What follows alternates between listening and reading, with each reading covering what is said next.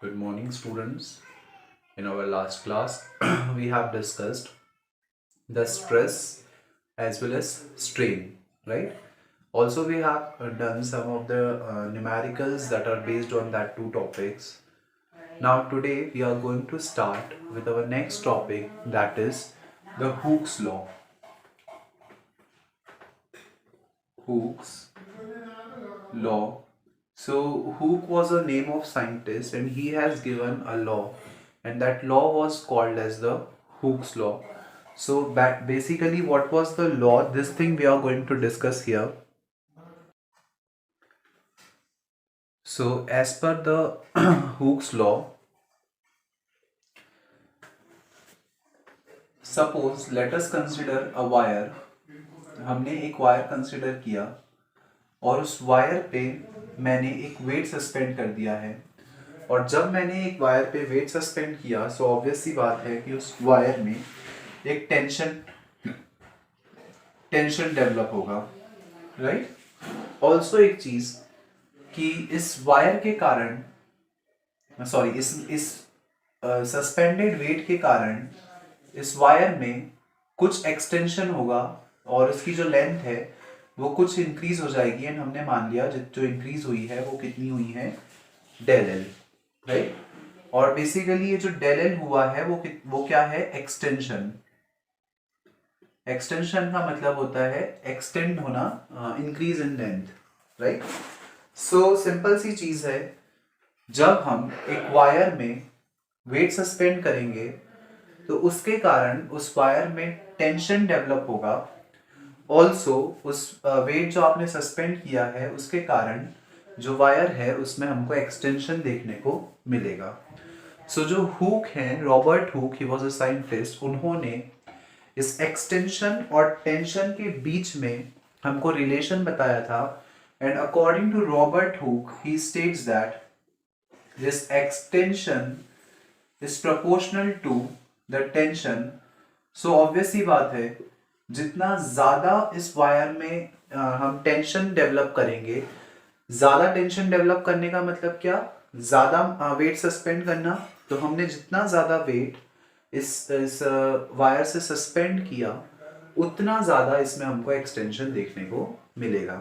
सो obvious ही चीज है, ज्यादा एक्सटेंशन तो ज्यादा टेंशन, या आई शुड से ज्यादा टेंशन सो ज्यादा एक्सटेंशन, कम टेंशन तो कम एक्सटेंशन, राइट। सो ये रिलेशन दिया गया था रॉबर्ट हुक द्वारा। इसमें Thomas young, he was a scientist, you must have heard his name as well. So Thomas Young, he was a scientist, उन्होंने इस रिलेशन में कुछ चेंजेस किए और उन्होंने बोला कि जो स्ट्रेस होता है वो स्ट्रेन के डायरेक्टली प्रोपोर्शनल होता है, right. Stress is directly proportional to strain. इसको भी हम समझते हैं कि how direct stress is directly proportional to strain का मतलब, strain is the change in dimension of any of the object. मतलब ऑब्वियस सी बात है कि जितना ज्यादा हम किसी ऑब्जेक्ट पे फोर्स अप्लाई करेंगे उतना ज्यादा उसमें स्ट्रेन प्रोड्यूस होगा, मतलब उतना ज्यादा उसके शेप में चेंज आएगा। और ऑब्वियसली बात है, ज्यादा फोर्स तो ज्यादा स्ट्रेन, और ज्यादा डिफॉर्मिंग फोर्स तो उतना ही ज्यादा रीस्टोरिंग फोर्स, और जब रीस्टोरिंग फोर्स ज्यादा तो स्ट्रेस भी ज्यादा, राइट। सो यहाँ से हमको स्ट्रेस और स्ट्रेन के बीच में एक रिलेशन मिला, that the stress is proportional to strain. जितना ज्यादा स्ट्रेन उतना ज्यादा stress, right.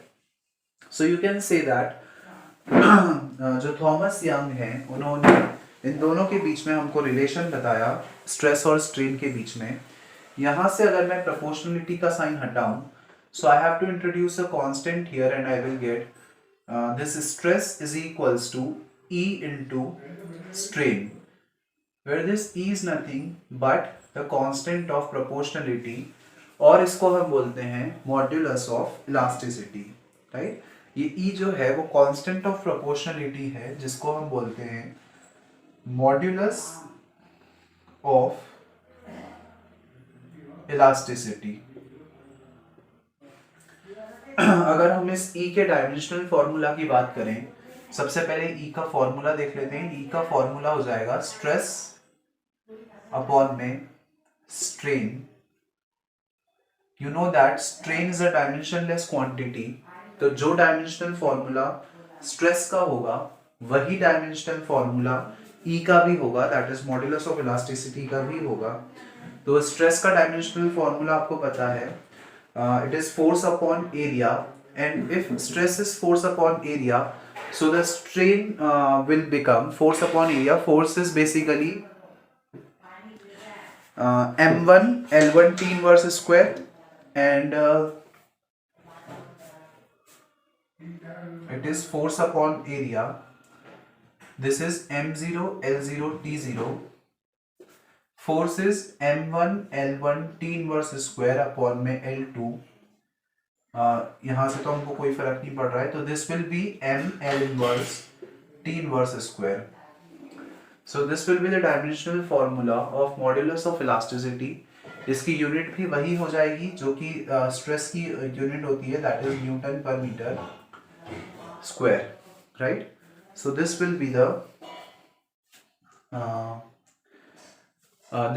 The SI unit of modulus of elasticity E. Now there are three types of modulus of elasticity. ये जो modulus of elasticity है इसके 3 types होते हैं। ये तीनों टाइप्स इंपॉर्टेंट हैं, ऑल्सो इनका फॉर्मूला जो हम पढ़ेंगे that is an important topic. So हमको इन तीनों को बहुत अच्छे से समझना है, that what are these 3 types of modulus of elasticity. This thing we are going to see here.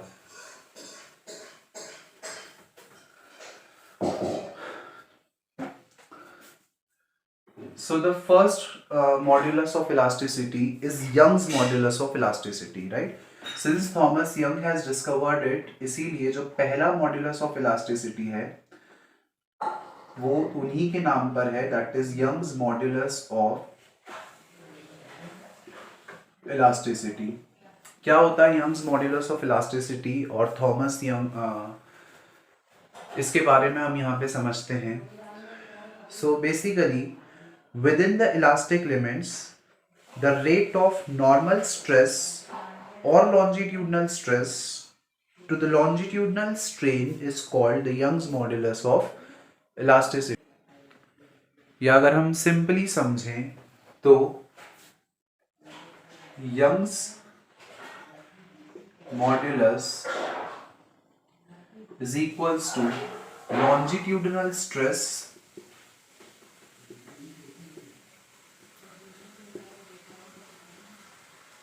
Upon में लॉन्जिट्यूडिनल स्ट्रेन। सो आपके पास फॉर्मूला आ गया for the Young's modulus of elasticity, that is longitudinal stress upon में longitudinal strain. Longitudinal stress की value आपको पता है force upon area. Longitudinal strain हो जाएगा डेल एल अपॉन में एल, और यहां से हमारे पास यंग्स मॉड्यूलस को हम y से डिनोट करते हैं। यहां से आपके पास y की वैल्यू आ गई FL अपॉन में A into del L, and this is the formula for Young's modulus of elasticity, right? Young's modulus of elasticity का फॉर्मूला हमारे पास आ जाएगा, that is F into L upon में A into del L, right? एक चीज और, अगर मैं यहाँ पर फोर्स की बात करूं तो किसी भी वायर पर या किसी भी मास, कोई भी ऑब्जेक्ट है उस पर जो फोर्स सस्पेंड हो रहा है, दैट इज बेसिकली, इसको एग्जांपल से समझते हैं। यहाँ पे एक वायर, उस पर हमने मास सस्पेंड कर दिया, तो जब हमने इस पर एक मास सस्पेंड किया हुआ है तो इस पर जो टेंशन डेवलप हो रहा है वही फोर्स है, और जो टेंशन डेवलप हो रहा है वो किसके बराबर है? इसके वेट के बराबर, और इसका वेट हो जाएगा mg। तो यहाँ पे मैं फोर्स की जगह पे लिख सकता हूँ mg, L is the length of wire upon में A is the cross sectional area. So जो क्रॉस सेक्शनल एरिया होगा इस वायर का, जब हम एक वायर की बात करेंगे तो वायर का cross sectional area is basically area of circle, and area of circle is pi r square, and del L that is the change in length. So this can be the formula that is used whenever we are talking about the Young's modulus associated with the wire, जब भी हमको एक wire से associated Young's modulus की value निकालनी होगी, so this is the formula that we are going to use, right? Again यहाँ पे इसका अगर हम डायमेंशनल फॉर्मूला की बात करें तो इसका जो डायमेंशनल फॉर्मूला होगा वो सेम एज स्ट्रेस हो जाएगा, that is m L inverse T inverse square, और सिंस या it is m L inverse T inverse square, और इसकी जो यूनिट हो जाएगी वो same as stress, that is newton per metre square, right? इसकी यूनिट हो जाएगी हमारे पास newton per metre square, the SI unit. Now this was basically the first modulus of elasticity, that is the Young's modulus of elasticity. इसको capital Y से note करते हैं, so you should just keep it in mind. जो difference है capital और small का, right? Now the second type of modulus of elasticity that we are going to discuss now is the bulk modulus of elasticity. Bulk modulus of elasticity is the second type of elasticity constant. समझते हैं कि bulk modulus of elasticity क्या होता है, इसके लिए formula, also the dimensional formula, all the things we are going to discuss here in detail.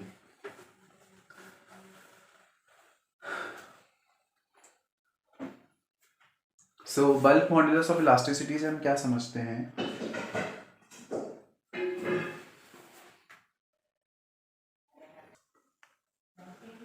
Now, bulk modulus of elasticity can be given as bulk modulus is equals to the ratio of normal stress upon में longitude volume strain. Normal stress upon में volume strain. The ratio of normal stress to the volume strain is called as the bulk modulus of elasticity, which is denoted by K. जो bulk modulus of elasticity है इसको हम K से denote करते हैं. वहाँ पे जो था यंग्स मॉड्यूलस, वहाँ पे हमने एक वायर की बात की थी क्योंकि वहाँ पे लॉन्जिट्यूडिनल स्ट्रेन था.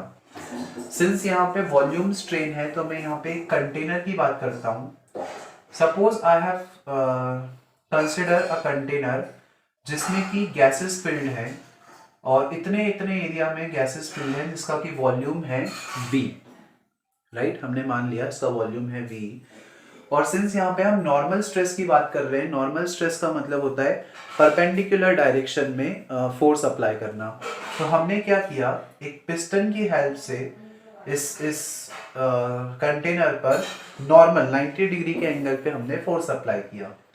और आपको एक चीज और पता है कि 90 डिग्री पर जो फोर्स अप्लाई किया जाता है एक पर्टिकुलर एरिया पर, उसको हम बोलते हैं थ्रस्ट अपॉन एरिया. और thrust upon area you know that it is equals to pressure. तो मैं कह सकता हूँ कि इस पर हम प्रेशर अप्लाई कर रहे हैं इन द डाउनवर्ड डायरेक्शन.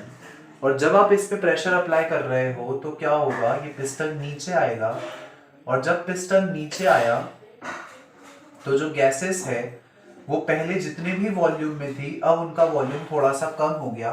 और हमने मान लिया कितना कम हुआ, डेल वी अमाउंट से, सॉरी स्मॉल वी अमाउंट से कम हुआ है, राइट?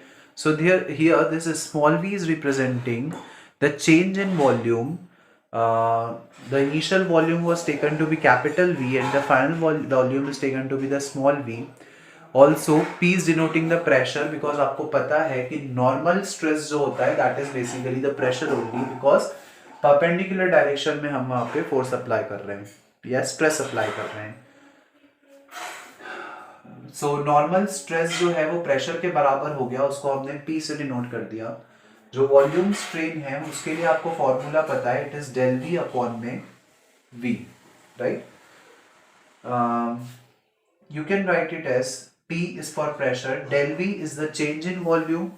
वॉल्यूम में चेंज कितना हुआ है, तो अगर हम चेंज कैलकुलेट करें तो change is basically denoted by small v upon में ओरिजिनल वॉल्यूम. ओरिजिनल वॉल्यूम को हमने V से डिनोट किया था capital V, so I have written capital V here.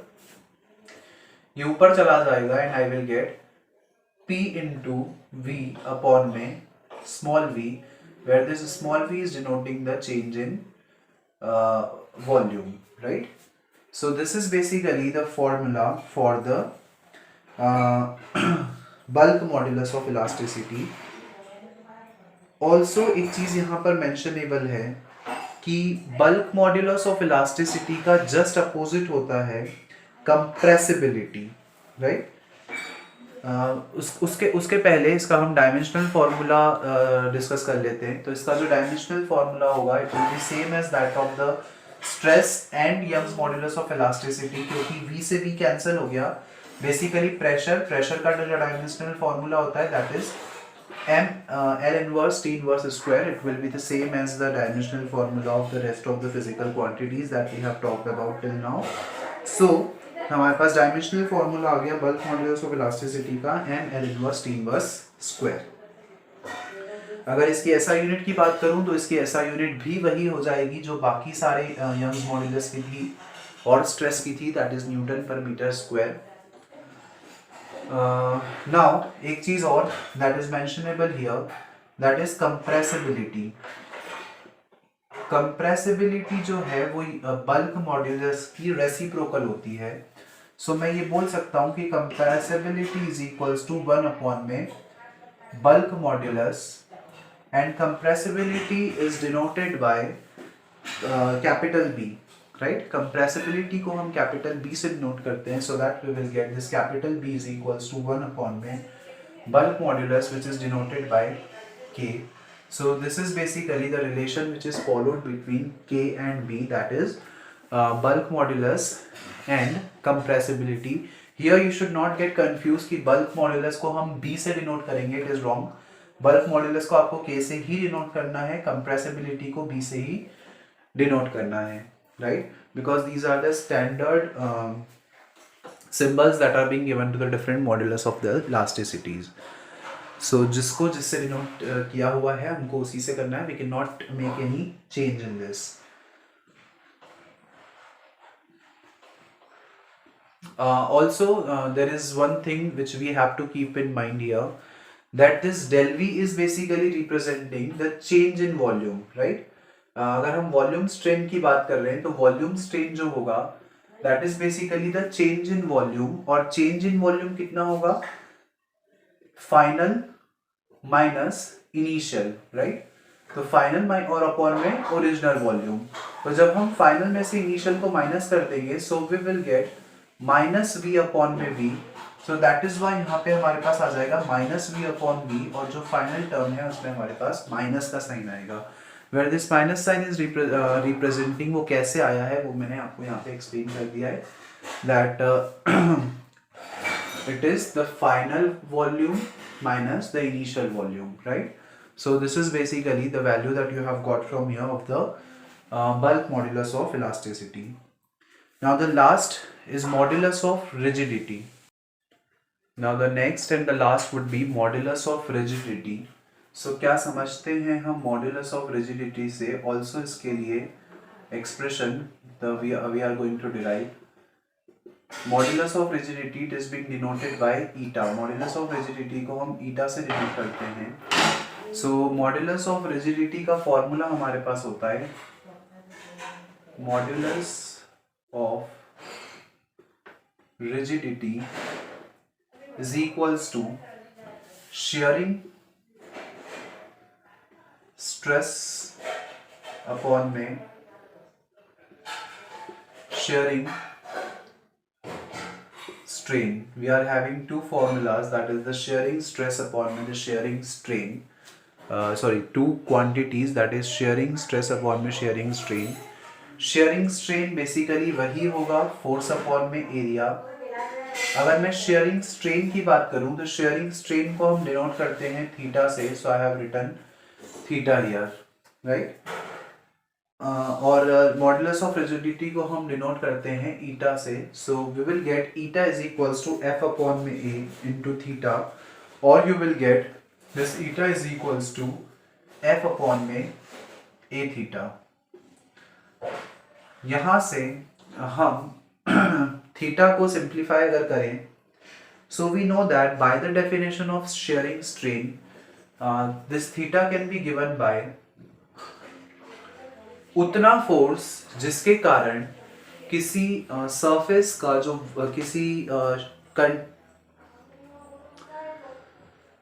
किसी कंटेनर का जो वॉल्यूम है वो उतना ही रहे, बट उसका जो शेप है वो चेंज हो जाए, उसको हम बोलते हैं शेयरिंग स्ट्रेन। हमने कार्डबोर्ड वाला एग्जांपल भी लिया था जिसमें वॉल्यूम जो है वो उतना ही रहा था, बट जो शेप है उसका वो चेंज हो गया था। तो हम इसको डिफाइन कर सकते हैं, the modulus of rigidity of material of body is numerically equal to the force which can produce shear of unit radian in unit cross sectional area, right.